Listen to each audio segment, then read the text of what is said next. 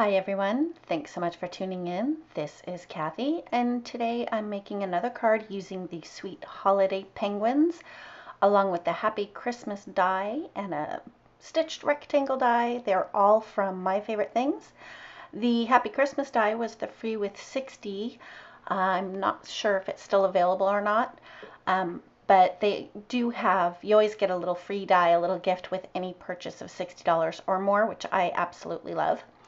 So as you saw there, what I was doing was lining up the Happy Christmas die, and then I had created masks for those little penguins so I would know where to cut out the Happy Christmas.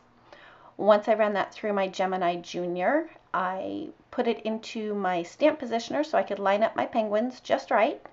And I had to be careful with the one with the candy cane because, true to form, I didn't clean him off, which you'll see when I lift them up with the stamp positioner lid there. There's a little shadow there. So I had to be careful placing them because I was lazy and didn't clean them. Stamped those little guys down, and then I'll be doing some Copic coloring. And the cardstock that I'm using is Nina Desert Storm cardstock.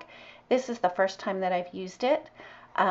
Really happy with it. I like how the Copics take to it quite well. I'm just going to be doing some Copic coloring here. All of the individual colors will be listed over on my blog, which will be linked below, along with all of the products that I used. And I'm going to leave you with some music while I finish up the coloring.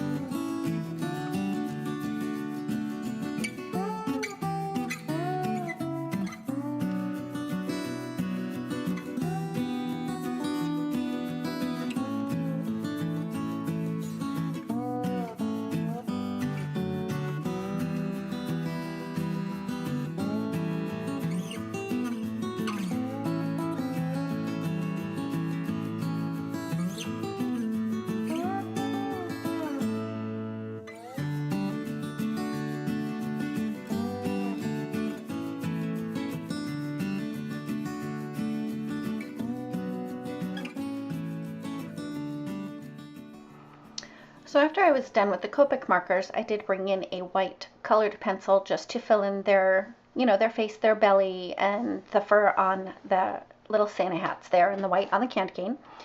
The pencil kind of dulled out the ink from stamping, so I'm kind of just going over their eyes with the fine tip black marker just to brighten them up again. The next step is to cover up those colored penguins with the masks that I had previously cut out. And I'm covering them up because I want to stamp this background on there, which is holiday or Christmas words by My Favorite Things.